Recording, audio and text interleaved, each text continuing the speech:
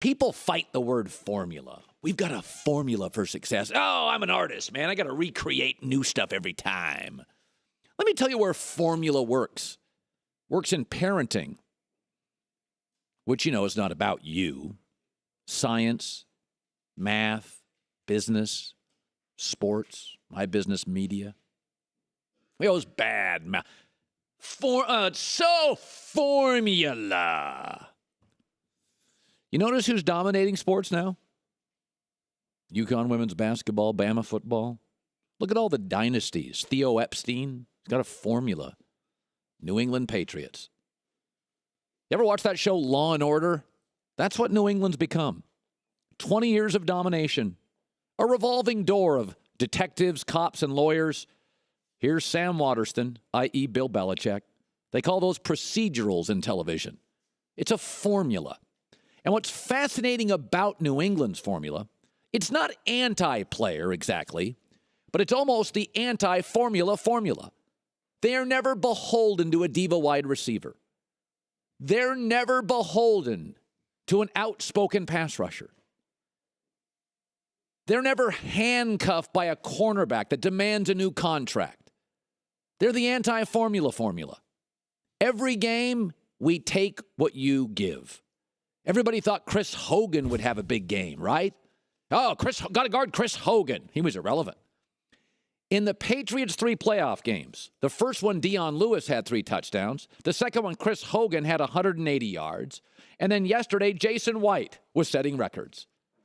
James White. Isn't that remarkable?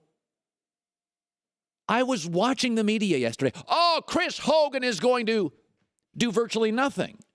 Because that's what New England does. They're never, ever trapped, handcuffed. Look at New England's final drive, 5 different targets. Look at New England's second to last drive.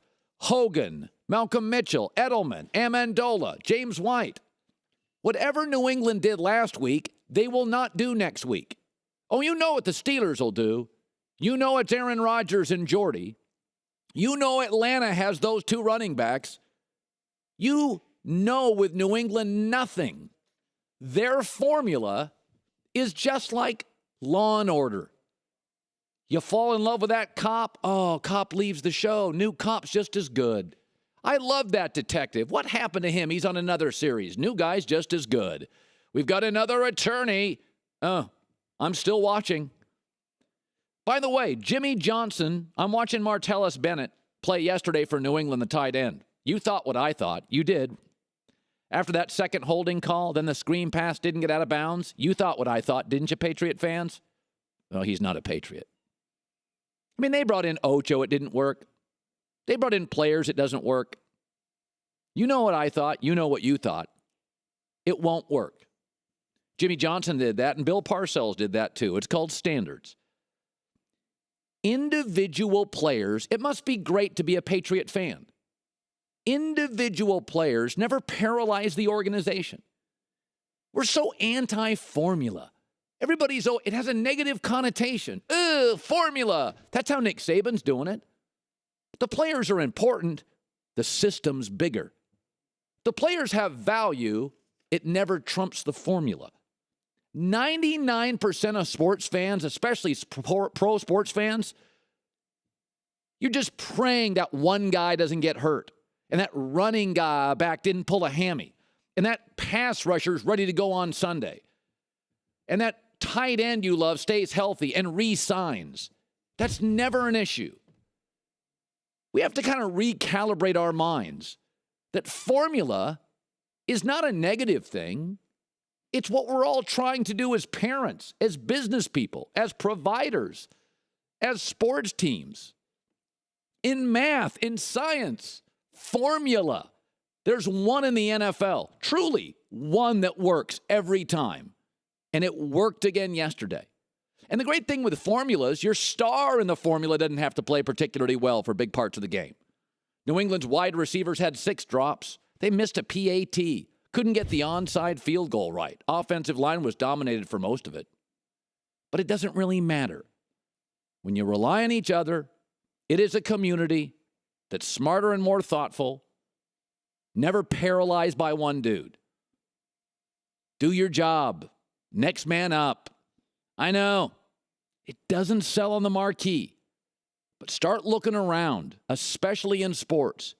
And from UConn women's basketball to New England to Theo Epstein, it is what is dominating. What's the opposite of that? Having to recreate success a different way every time? Even Monet, Picasso, even the great artists. Don't U2 songs, mostly you can tell, 3 seconds in, Beatles. What we're watching right now has never happened. And it is absolutely the most impressive thing I've ever seen. I've never seen anything like this in pro sports. It's different in college sports. College sports are created. Dynasties should happen. You dominate in a sport, you get a better recruiting class. But being a dynasty in the National Football League is like being a billionaire in a socialist country. It's not designed to work that way. In the NFL, the best drafts last. In the NFL, the best faces all the first-place teams the following year. The best team, those players always want to get paid.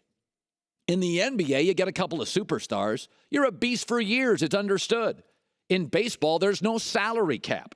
You can just buy the best pitchers. That's what the Yankees did in the 90s, 2000s. But what New England is doing has never been duplicated. They're facing free agency. Player mobility's never been more incredible. They're facing salary caps. They're facing annually the toughest, the best teams in every division. They've never had a top 5 draft pick under Belichick, and they've only had 2 top 10 picks. They've done this facing Peyton Manning for a majority of it in their conference, the best regular season quarterback of all time. They've done this facing the legendary Steelers and Big Ben. Obstacle, salary cap, free agency, no top 5 picks, toughest first place schedule, drafting last, obstacle, obstacle, obstacle, obstacle. I don't care who you credit. Give it to Belichick and give it to Brady. But I'm always impressed by people who accomplish something in a system built to be difficult for them. The most impressive dynasty I ever saw in college sports, Nebraska football?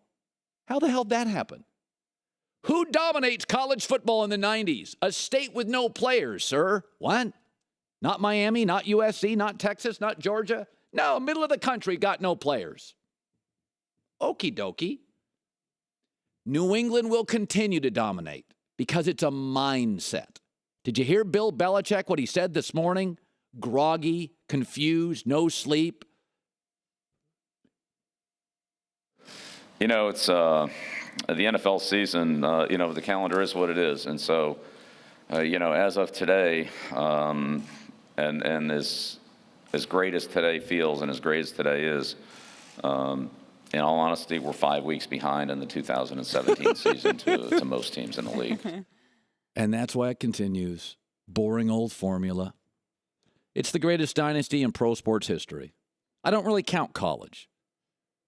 But baseball, you could buy the players. NBA, driven by stars. Jimmy Johnson's Cowboys, Chuck Noll's Steelers. Bill Walsh's 49ers had 7 or 8 bedrock players. I say the Steelers, you name the players. I say the Niners, you name the players. I say Jimmy Johnson's Cowboys, you name the players.